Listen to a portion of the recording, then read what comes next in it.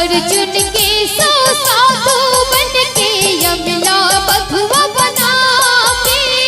मोर धज के पर छोले बचीलो झन हरिया के राजक डिहरी